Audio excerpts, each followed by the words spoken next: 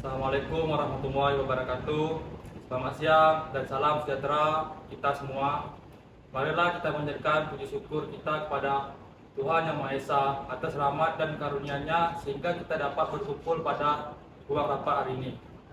Terima kasih atas kehadiran Bapak Ibu di rapat ini. Kami sangat mengapresiasi komitmen dan kebudayaan Anda atas rapat hari ini. Jadi rapat hari ini diselenggarakan untuk membahas tentang evaluasi kelembagaan kita hari ini. Baik, kita mulai dari dasar. Ibu Rina, bagaimana implementasi tata tertib kita saat ini? Baik, terima kasih Pak Ketua. Secara administrasi, tertib sudah disosialisasikan. Namun, banyak anggota masih terlambat hadir. Akibatnya, quorum sering tidak tercapai dengan tepat waktu ya. Saya rasa perlu sanksi yang lebih tegas agar sesuai dengan peraturan yang sudah berlaku. Catat Bu Siti. Kalau boleh menambahkan Pak Ketua, struktur organisasi kita perlu ditinjau ulang. Banyak panitia yang ad hoc, tumpang tindih, bukannya membantu malah memperlambat pekerjaan. Setuju dengan Pak Tony. Di komisi kami, alur proses badan perwakilan terlalu panjang. Bayangkan satu RUU harus melewati 3 tim berbeda. Kita seperti berputar di tempat. Izin saya menjawab, Pak Ahmad, dukungan dari sekretariat selalu kami berikan maksimal, tapi koordinasi antar tim dan tenaga ahli sering tidak sinkron. Kami sering juga menimba data terlalu terlambat. Saya kira masalahnya bukan hanya itu. Jenis rapat kita juga perlu dievaluasi. Banyak rapat dengar pendapat publik hanya formalitas minim substansi. Rapat kira tutup seharusnya lebih efektif untuk pembahasan teknis. Saya sepakat Pak Dedi, jika rapat terlalu terbuka, fokus anggota otomatis akan bergeser. Mereka lebih sibuk mencari kamera daripada solusi. Maka dari itu, kita harus mengembalikan orientasi perilaku anggota daripada pencitraan. Menarik. Kita sudah mulai menyentuh inti masalah, tapi mari tetap fokus satu persatu. Dari sisi hukum, tatip kita perlu diperjelas. Jika musyawarah mufakat itu masih buntu, maka mekanisme suara terbanyak itu harus dilakukan secara adil. Dan pembentukan panitia ad hoc itu harus berbasis kebutuhan hukum, bukan hanya kepentingan politik semata.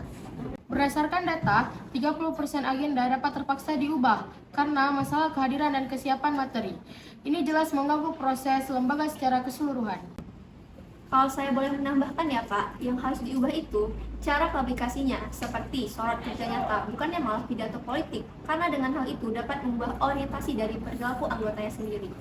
Mohon izin Bapak Ibu, untuk catatan penyesuaian struktur dan alur kerja, saya akan olah dalam matriks dan didistribusikan besok pagi. Baik, kita sudah banyak bicara malam ini. Intinya, perketat tata tertib, evaluasi struktur dan panitia, optimalkan dukungan sekretariat, dan dorong orientasi perilaku yang fokus pada kinerja. Ibu Rina, tolong siapkan draft revisinya untuk para saksi. Pak Ketua, mungkin kita belum sepakat dalam semua hal, tapi setidaknya siang ini kita mulai bicara dengan jujur. Itu sudah langkah besar. Bu Maria, perubahan selalu dimulai dari kejujuran kecil.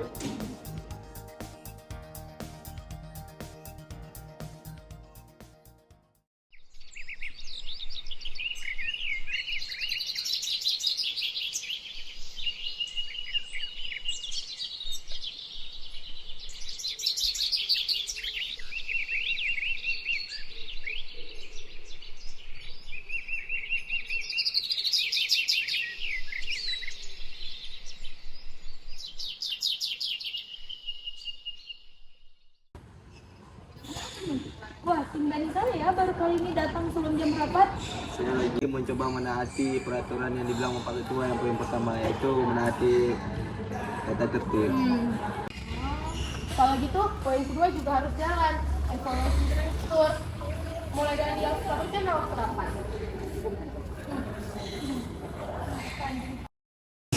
Pak Ketua.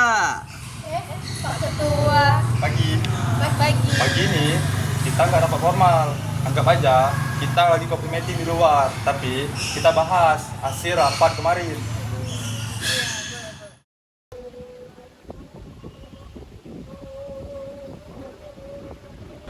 Saya udah buat draft sistem registrasi online untuk absensi dan notulensi. Sekretariat tinggal verifikasi. Oh, boleh juga tuh, tapi kita juga jangan lupa buat pengingat otomatis biar nanti agar tidak lupa jadwal lagi. Kalau semua sistemnya itu berjalan, aspek hukum dan juga presisi data itu bisa saya bantu kawal. Nah, kalau saya mau ngusulin sesuatu nih, gimana kalau kita bikin portal publikasi transparansi yang dimana hasil dari tiap rapat, tiap putusan itu bisa dirangkum singkat dan bisa diakses langsung oleh masyarakatnya.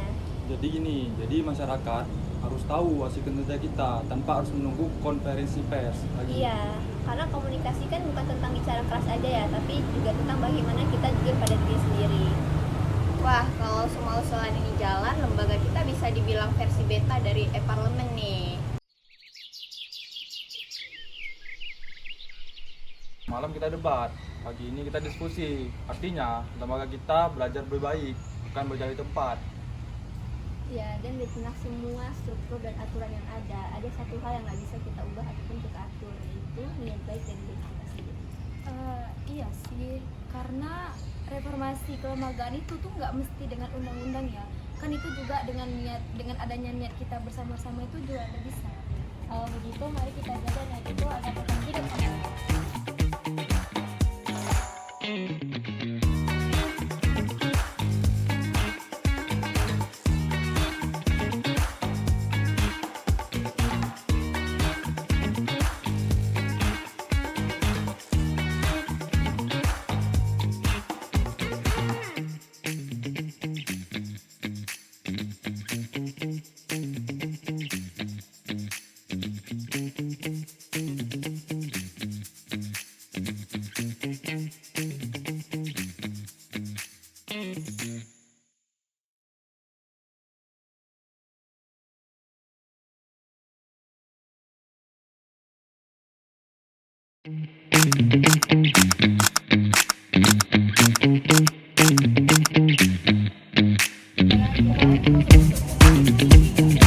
Ini bagian